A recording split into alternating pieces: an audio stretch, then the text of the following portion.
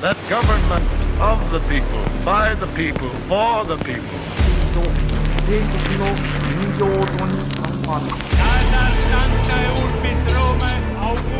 Да здравствует мир между народами. Урд минь Монголын уудам хад, хойно минь Монголын хүчрхэг их мордчлог байваа.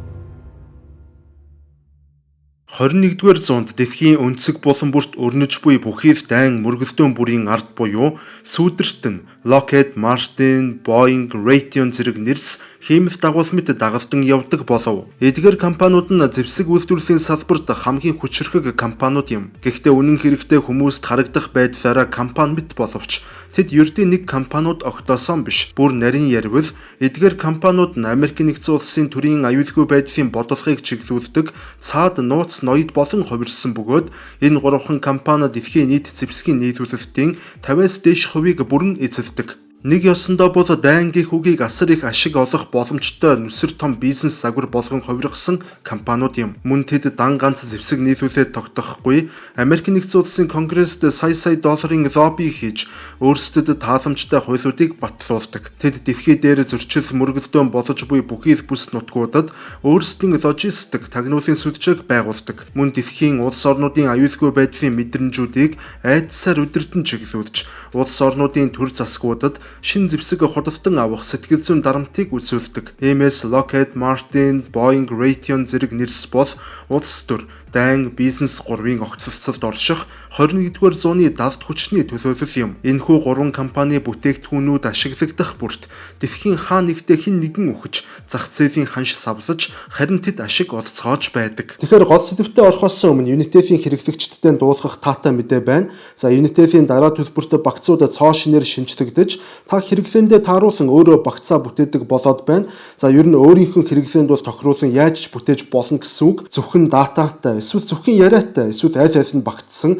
За магадгүй 3 дахин хурдан интернеттэй, бүр эсвэл хувийн туслахтай багцж бүтээх боломж бол бүрдээд байна. За Unitel-ийн аппликейшнийг та гар утсан дээрээ татаж байгаад өөрийн дараа төлбөрт багцаан та өөрөө бүтээгээрэй. Эхний компани болох Lockheed Martin-аас яриагаа эхэлцгээе. Тус компани нь 1995 оны 3 дугаар сарын 15-ны өдөр зэвсэг үйлдвэрлэлийн хоёр томоохон компани нэгдэлтээр байгуулагдсан компани юм. Lockheed Martin нь Америк нэгдсэн улстай хамгийн томд тооцогдох зэвсгийн компани бөгөөд аль биесээр 130 тэрбум долларын үнэлгээтэй тус компанид нийт 114 мянга орчим ажилчид ажиллаж байна. Тус компани нь өөрсдийн бүтээгдэхүүний 70-75%-ийг дан ганц Америк нэгдсэн улсын батлан хамгаалах яамд нийлүүлдэг. Иймээс улс төрд маш өндөр лоббитой компани юм. Энэхүү компани нь сөнөөгч онгоц, дрон, нисхийн систем, пуужингийн систем, хяналтын төхөөрөмж, нисдэг тэрэг, тэнгисийн хяналтын систем, радар, тагнуулын хиймэл дагуул, пуужин тээвэрлэгч зэргээр батлан хамгаалах салбарт маш олон төрлийн зэвсэг болон технологиудыг нийлүүлдэг. Гол бүтээгдэхүүнүүдээс нь танилцуулбал Америк нэгдсэн улс болон НАТОгийн орнуудын 5 дугаар үеийн сөнөөгч онгоц болох F-35 Lightning II онгоцыг тус компани өнөөдөр үйлдвэрлэж байна. Энэхүү онгоцны төсөл нийт 1.7 их 80 долларын төсөл бөгөөд Америк нэгдсэн улсын түүхэн дэх хамгийн өндөр өртөгтэй зэвсгийн төсөл болж бүртгэгдсэн юм. Уг нисэх онгоцны технологийн гол давуу тал нь радарт үл үзэгдэх бөгөөд хиймэл оюун ухаан дээр суурилсан удирдлагатай мөн тагнуулын үүрэг давхар гүйцэтгэх боломжтой. Одоогийн байдлаар Lockheed Martin-ы зүгээс тус онгоцыг 1000-аас илүү хэмжээгээр үйлдвэрлэж дэлхийн 17 оронд худалдаалаад байна. Lockheed Martin-ы зүгээс нэг шинэ F-35 онгоц бүрт 80-аас 100 сая долларын борлуулалт хийж мөн засвар болон арчилгааг зөвхөн тус компани бүрэн хариуцах хатуу гэрээтэй учраас ашиглалтын туршид нэмэлтээр хэдэн 100 сая доллар нэмж олдог иймэрхүү схемийг тэд Америк нэгдсэн улсын улс төрөөр лоббидуулж чадсан юм. Мөн тус компани өөр нэгэн гайхалтай зэвсэг болох THAAD буюу дунд болон холын зам баллистик пуучин сөнөөх зориулалттай систем юм. Яг одоогийн байдлаар энэхүү системийг Америк нэгдсэн улс, Өмнөд Солонгос, Арабын нэгдсэн Эмират зэрэг улсууд ашиглаж байна. Мөн Сауди Араб улс гэрээгээ байгуулчихсан байгаа. Харин эдгээр дээр нэмээд Япон, Израиль зэрэг улсууд энэхүү системийг мөн судлаж байгаа юм. Энэ систем нь гаднаас ирж буй пуужинг 200 км-ийн зайнаас 105 км-ийн өндөрт устгах чадвартай асар дэвшилтэд бүтээгдэхүүн. Мөн THAAD систем нь өөрөө нэг онцлогтой. Тэр нь юу вэ гэвэл энэхүү системийг худалдан авч өөрийн нутагт байршуулна гэдэг нь цаад утгаараа бол тухайн улс нь Америкийн нэгдсэн улсын стратегийн түншлэлд бүрэн орж байна гэсэн утгыг мөн илэрхийлдэг. Иймд Америкийн нэгдсэн улс нь холбоотноо хамгаалах нэрээр энэхүү системийг ашиглан Хятад Оросын нөлөөг хязгаарлах зорилгоор Орос Хятадыг бүслэх маягаар өөрсдийн холбоотон улсуудад байрлуулахыг зорж байгаа юм. THAAD системийн үнийн хувьд нэг нэгжин $800 сая доллароос $1 тэрбум долларын хооронд хэлбэлцэж байгаа маш үнэтэй зэвсэг юм. Энэ мөнгөнд мэдээч хэрэг бүх програм хангамж, бүтэц гэх мэтээр шаардлагатай бүх зүйлс багтаж байгаа бөгөөд дөнгөж 6-аас 8 ширхэг харуулах төхөөрөмж буюу сөнөөгч пуучин багтаж байгаа юм. Хэрвээ сөнөөгч пуужинг нэмэлтээр авахыг хүсвэл нэг пуучин тус бүрийн үнэ нь $15 сая гэж бодохоор ямар үнэтэй зэвсэг гэдэг нь тун тодорхой харагдаж байна. Сауди Араб улсын хувьд THAAD системийг $15 тэрбум хэд хэдэн нэгжүүдийг худалдан авахар болсон бол өмнөд Солонгос улсад 2016 онд Америк нэгдсэн улсын зүгээс THAAD системийг геополитикийн ашиг сонирхлоор байршуулсан байдаг. Мэдээч хэрэг газар зүүн байршлыг нь та бүхэн сайн ойлгож байгаа байхаа. Мөн Трамп 2017 онд анх ерөнхийлөгч болоод өмнөд Солонгосоос THAAD-ийн төлбөрийг нэхэмжилж байсан удаатай. Гэвч Солонгосын засгийн газрын зүгээс гэрээ ёсоор бол Америкийн нэгдсэн улс бүх зардлыг гаргахаар тохирсон тэр гэрээгээрээ байна хэмээн мөнгийг нь төлөхөөс татгалцсан байдаг. Мэдээч хэрэг Трамп тухайн үед яаж чадаагүй. Тэгвэл тус компани дараагийн онцлог зэвсэг болох HIMARS пуужингийн системийг танилцуулъя. Энэ бол 70-аас 300 км-ийн зайн тусгалттай пуужингийн харвагч систем гэж хэлж болно. Энэхүү технологиг Украины дайнд маш идэвхтэй ашиглаж байгаа. Тус систем нь Украины дайны үйл явцад Украины талд нөхцөл байдлыг нэг хэсэг нааштайгаар эргүүлэхэд маш чухал үүрэг гүйцэтгэсэн. HIMARS системийг одоогоор Америкийн нэгдсэн улс, Украин, Польш, Балтийн 3 улс, Япон, Словак, Румын, Австрали зэрэг улсууд ашиглаж эхлээд байгаа. Украины дайнд ашиглаж эхэлсэний дараагаар тус системийн нэр хүнд өсөж, захиалга нь эрс нэмэгдэж эхэлсэн гэж хэлж болно. Ни ялангуяа Херсон болон Бахмут орчинд болсон тулаануудад Оросын айрамд HIMARS маш их хохирол учруулсан. Мөн уг системийн үнэ нь өмнөхүүдтэй харьцуулахад том боломжийн. Харвагч төхөөрөмжийн нэгжийн үнэ нь $5 сая бөгөөд пуужингууд нь төрлөөсөө хамаарат нэг ширхэг бүрэн $150 мянган $1.8 сая хооронд хэлбэлцдэг. Уг зэвсэг нь мөн Америкийн нэгдсэн улсын геополитикийн хэрэгсэл гэж хэлж бас болно. Америкийн нэгдсэн улс нь HIMARS системийг нийлүүлэх замаар түнш орнуудтайгаа батлан хамгаалах салбарт хамтын ажиллагаагаа улам гүнзгийрүүлж байгаа юм. Мөн Тайванд энэхүү системийг нийлүүлэх санаатай байгаа боловч бүгд найрамдах Хятад ард улсын зүгээс маш хүчтэй эсэргүүцэлтэй тулгараад байна. Ер нь Lockheed Martin компани бүтээсэн F-35 сөнөөгч онгоц агаарт ноёлж байхад мөн л тэдний бүтээсэн HIMARS нь их газар дээр ноёрхлон бас тогтоож байна гэж хэлж болно. Энэ ч утгаараа Америкийн нэгдсэн улсад төвтэй Lockheed Martin нь зүгээр нэг зэвсгийн компани бол яавч биш. Энэ компани нь Америкийн нэгдсэн улсын геостратегийн хөшүүрэг, геополитикийн тэнцвэрийг өөрчлөгч нууц тоглогч болж таарч байна. Тус компани бүтээсэн зэвсэг, систем бүр дэлхийд даяар улс төр эдийн засаг цэрэг дайны салбарт асар хүчтэй нөлөө үзүүлдэг. Хэрхэн Америкийн нэгдсэн улсын геополитикийн хөшүүрэг болон ашиглагдаж байна вэ гэвэл Америкийн нэгдсэн улс хэрв дэлхийн аль нэг бүс нутагт цэргийн нөлөөгөө нэмэгдүүлэхийг хүсвэл хамгийн түрүүнд тухайн бүс нутагт Lockheed Martin-ы үйлдвэрлэсэн F-35 HIMARS THAAD зэрэг системүүдийг шууд нийлүүлдэг замтай. Улмаар зэвсэг нийлүүлсэн улс орон Америкийн нэгдсэн улсаас хамааралтай болдог. Учир нь тухайн зэвсгийн техник, сэлбэг, програмчлал, сургалт гэх мэтээр бүх зүйлс Америкийн нэгдсэн улсаас хараат болж Америк нь тухайн улсын аюулгүй байдалд шууд нөлөөлж эхэлдэг гэсэн үг. Мөн энэ компани Америкийн нэгдсэн улсыг холбоотнуудтай нь уяж өгдөг механизмын үүргийг давхар гүйцэтгэдэг. Жишээлбэл F-35 онгоцыг Британи, Япон, Финланд гэх мэт улсууд авлаа гэж бодоход тэдгээр улсууд эргээд сэлбэг техник сургалтуудаа зөвхөн Lockheed Martin-аас авах ёстой болдог. Нэг ёсондоо бол Америкийн нэгдсэн улстай эргэх харилцаатай байхаас өөр аргагүй болдог гэсэн үг. Түүнчлэн нэгэн аюултай бас үзэгдэл байгаа нь энэхүү компани нь бүс нутагт зэвсгэлийн уралдаан үүсгэгч хүчин зүйл бас болдог. Жишээлбэл Lockheed Martin Тайванд F-16 Patriot зэрэг системүүдийг өмнө нийлүүлж байсан. Үүний улмаас Хятад улс тус компани эсрэг хориг зарлаж өөрсдийн пуужингийн DF-17 системийн үйлдвэрлэл түүний суйрлуулалтыг эрс нэмэгдүүлж байсан түүхтэй. Мөн Сауди Арабид THAAD болон F-15 зэрэг зэвсгүүдийг тус компани нийлүүлсэний дараагаар Иран улс баллистик пуужингийн хөгжүүлэлтэд эрс эрчимжүүлж байсан удаатай. Энэ мэтээр Lockheed Martin-ы зэвсэг аль нэг бүс нутагт очиход тухайн бүс дэх нөгөө талын удсууд нь сандралд орж өөрсдийн зэвсэг хөгжүүлэлтийн хурдыг эрс нэмэгдүүлдэг байна. Тэгэхээр контентын дундуур та бүхэндээ хамтран ажиллагч байгууллага болох Домч бор брендийн 5 тансаг хунчирч зэрэг цовруулуудын шинэ төрөл болох хошны самартай төрөл маань одоо худалдаанд гарсныг дуулгахад таатай байна. За энэхүү төрөл нь бол Монгол орны ойгоос хамгийн сайн сортын самрыг ширж сонгон орчин үеийн технологиг уламжлалт ангаах ухаантай хослуулан гаргасан. За үнэр амтын хувьд бол одоо ярих юмгүй тансаг сайхан бүтээгдэхүүн болсон. За энэхүү гайхалтай бүтээгдэхүүнийг та нэг удаадаа хэрэглэхдээ 37 мл буюу эрүүл мэндэд хамгийн цохиромжтой хэмжээгээр хэрэглэхийг зөвлөж байгаа юм а. Дараагийн компани бол BDS буюу Boeing Defense Space Security хэмээх компани юм. Boeing гэхээр хүмүүс иргэний агаарын тээврийн онгоц үйлдвэрлэдэг компани гэж түгээмэл ойлгодог боловч үнэн дээр энэ нэрний ард асар том зэвсэглийн компани оршдог. Шуудхан хэлэхэд уг компани Lockheed Martin-ы араас дэлхийд хоёрт орох байсан хамгийн том зэвсэг үйлдвэрлэгч юм. Дан ганц онгоцноос гадна пуучин, хиймэл дагуул, кибер хамгаалалт, тагнуулын систем зэрэг өргөн цар хүрээтэй геостратегийн том хүч гэж ойлгож болно. Boeing компани энэхүү зэвсэглэл хариуцсан нэг чинь анх 2002 онд байгуулагдаж байсан бөгөөд одоогоор 15,000 орчим Америк иргэд энэхүү компанид ажилладаг их судалгаа бий. Тэгэхээр авторт Boeing компани зарим алдартай зэвсгүүдээс та бүхэндээ танилцуулъя. FA-18 Super Hornet хэмээх сөнөөгч онгоц нь Америк нэгдсэн улсын тэнгисийн цэргийн хүчний үндсэн сөнөөгч болон ашиглагддаг. Энэ нь нисэх онгоцны давсангаас хөөрөх маш өндөр чадамжтай онгоц юм. Нэг ёсондоо бол Америк нэгдсэн улсын агаар болон тэнгисийн ноёрхлын бэлэг тэмдэг гэж хэлэхэд буруудахгүй. Тус онгоцны нэгжийн үнэ нь дунджаар төрлөөс хамаарат 66-аас 75 сая доллар бөгөөд сургалт сэлбэг систем гэх мэт багцаар нь авбал 100 сая орчим доллар болдог. Одоогоор Америк нэгдсэн улс, Австрали, Кувейт, Финланд зэрэг улсууд идэвхтэй ашиглаж байна. Мөн энэтхэг Канада зэрэг улсууд ашигладаг байсан боловч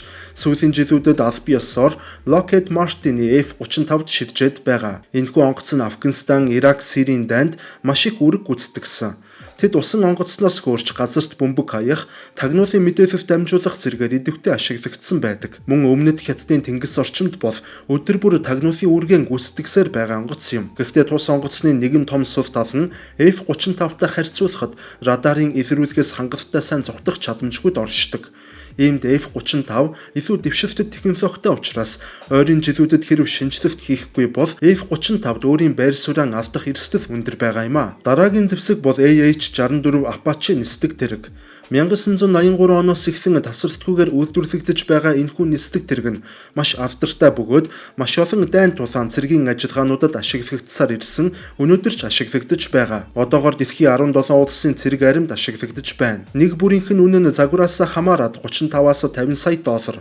Багцаар нь авбал харин 60 сая долларын үнэтэй. Энэхүү нисдэг тэрэг нь агаараас хуурай замын цэргүүдэд дэмжлэг үзүүлэхэд зориулагдсан хамгийн үр дүнтэй давшилтын хэрэгслүүдийн нэг гэж хэлж болно. Apache нисдэг тэрэг нь 1991 оны Персийн булангийн дайнд ашиглагдаж хэдхэн минутын дотор Иракийн танкны анги нэгдэглүүдийг бүгд нь шатааж устгаснаар танкны ангууч хэмээн нэрлэгдэж байсан. Мөн 2001-ээс 2021 оны хооронд Афганистанд амжилттай үүрэг гүйцэтгсэн. Түүнчлэн Израиль болон Хезболла бүлэглэлийн хоорондын мөрөгдөнүүдэд маш ихээр ашиглагдаж өндөр үр дүн үзүүлсэн давшилтын нисдэг тэрэг юм а. Тэгвэл Boeing компани дараагийн гайхалтай бүтээгдэхүүн бол P-8A Poseidon хэмээх Америк нэгдсэн улсын тэнгисийн цэргийн хүчинд ашиглагддаг далайн тагнуул хийх, шумбагч онгоц устгах, тэнгисийн байлдааны болон тагнуулын зориулалттай онгоц юм. Америк нэгдсэн улсын холбоотон болох 8 улсад өнөөдрийн байдлаар ашиглагдаж байна. Геополитикийн үүргийн хувьд Хятадын эсрэг, Хятадын усан цэргийн хөдөлгөөнийг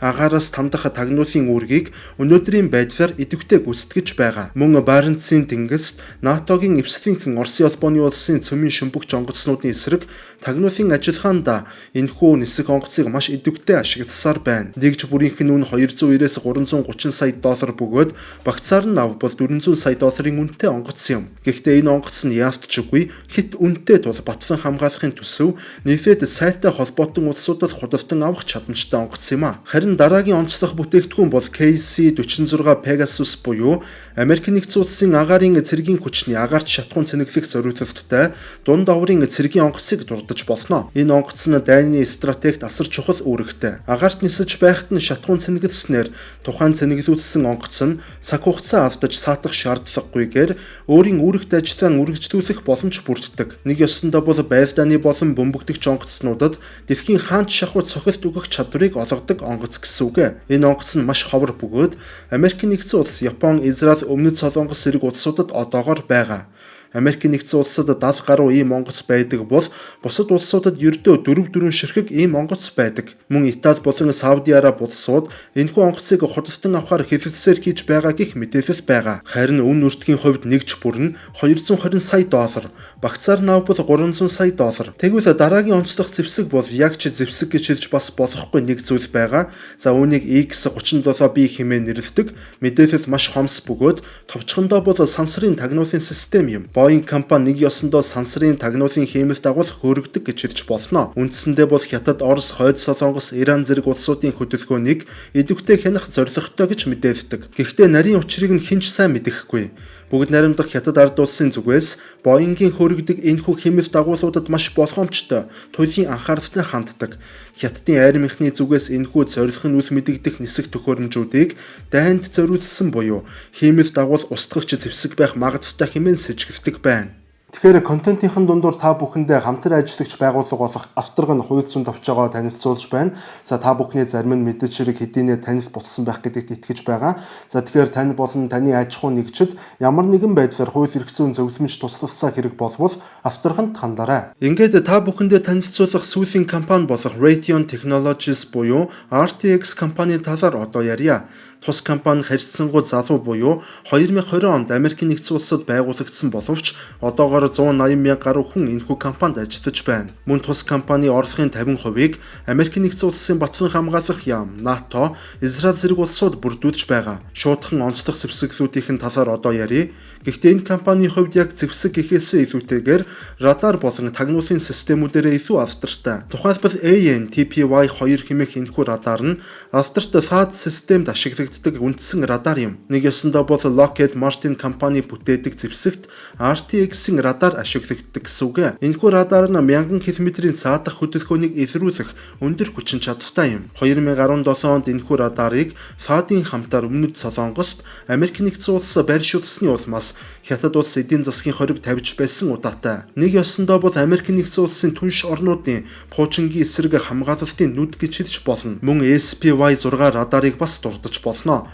Энэхүү радар нь усан флотод түлхүү ашиглагддаг радар юм. Америк нэгдсэн улсын тэнгисийн цэргийн салбар бараг бүхэлдээ шахуу энэхүү радараар тоноглогдсон байдаг. Үүний гол давуу тал нь нэгэн зэрэг олон зуун объектуудыг хамтд нь илрүүлж бүгдийг нь нэгэн зэрэг хянах чадвартай доршдог. Мөн EWR гэх тагнуулын мэдрэгч системийг бас дурдж болно. Энэ нь дэлхийн бөмбөрцгийн гадаргуу дээрх аливаа пуужингийн хөөрөлтийг эрт мэдэж анхааруулах зорилттой систем юм. Одоогоор Америк нэгдсэн улс, Их Британи, Катар зэрэг улсуудад ашиглаж байна. Зөвхөн пуужингаас гадна нисгэгчгүй онгоц, сансрын объектуудын байрлалуудыг давхар хянах чадвартай. Уг систем нь Америк нэгдсэн улсын цөмийн хариу цохилтын гол мэдрэгч системүүдийн нэг юм. Тэгвэл RTX компани хамгийн сүүлийн үеийн хүчрхэг радар болох Ghost Eye хэмээх радар. Уг радар нь дайсны дрон, тагнуулын онгоц, пуужингуудыг илрүүлэхээс гадна бүр hypersonic пуужин хүртэл илрүүлэх онцгой чадамжтай давуу тал нь оршиж байна. Тэгэхээр RTX компани танилцуулсан эдгээр системүүд нь бүгд хүн хөнөөх зорилготой сум бус, харин сумыг чиглүүлэгч тархин гэсэн үг. Хизээ хаанаас пуужин хөрж буйг мэдэж хэнийг хизээ сөнөөхийг урьдаас шийддэг байна. Ямартай ч Америк нэгдсэн улсад төвтэй энэхүү 3 том зэвсгийн компаниуд нь дэлхий дээр болж буй бүхий дайн байлдаан геополитикийн сөргөлдөөнүүдээс өнөөдөр бодитоор ашиг хүртэж байна. Мөн дэлхий дээр томоохон геополитикийн мөргөлдөөн үүснээр олон мянган компаниудын хувьцааны үн буурдаг бол энэ 3 компани үн харин эсрэгээрээ нэмэгддэг. Энэ 3 компани ер нь зэвсэг үйлдвэрлэгчдийг улс төрөө лоббидж дайн хийлгүүлдэг их маш том хардлага, хүчтэй таамаг оршдог. Ингэж таамаглахаас өөр ч аргагүй. Ялангуяа тэр дайн нь дуусашгүй буюу яг л Ирак өнөөдрийг хүртэл мөнхийн иргэний дайнтай байгаатай адил. Фивд мөн тасралтгүй өдөр бүр буундуу гарч байгаатай адил. Африкт жил бүр төрийн иргэст болж иргэний дайн болдогтой адилаар тэрхүү дайн нь дуусашгүй удаан үргэлжлэх тусам эдгээр компаниудад хамгийн ашигтай байдаг. Өнөөдөр болж буй Орос Украины дайнарч гэсэн аль нэг улс геополитикийн ялалт авч нөгөө нь ялагдал хүлээж буй мэт боловч үүний ард жинхэнэ ашиг хийж хожлыг хүртэж байгаа хүмүүс нь гагцхүү зэвсгийн үйлдвэрлэлийн эзэд байна. Мөн эдгээр компаниуд нь өөрсдийн улс төрчдийг лоббидж зөв зүгээр байсан улс орнуудад хиймэл аюул хийсвэр айдсыг түгээж тухайн улс орнуудыг айдас давтуулах арга замаар зэвсгэн зарж ихээхэн мөнгө олцгоодог. Нэг ёсондоо бол хиймэл аюул зохиомл айдас хүйдсээр сая долларыг олж байна гэсэн үг. Иймээс эдгээр компаниуд бол яг ч зэвсгийн 8-ачид гэхээсэн илүүтэйгээр улс орнуудыг зэвсгэлийн араас хөөцөлдөх нөхцөлийг нь бүрдүүлэгчд гэвэл илүү зохих мэт. Мөн дан ганц эдийн засгийн ашиг хонжооноос арай өнгөж харах юм бол ертөнцийн хуучин дүрмийг хэн ураж тасдаж харин шин дүрмийг хэн бичиж байгаа тухайн асуудал энд хөндөгдөж байна. Ингээд өнөөдрийн дугаар маань энд хүрээд өндөрлөж байна. Дараагийн дугаараар дахин уулзтлаа түр баяртай.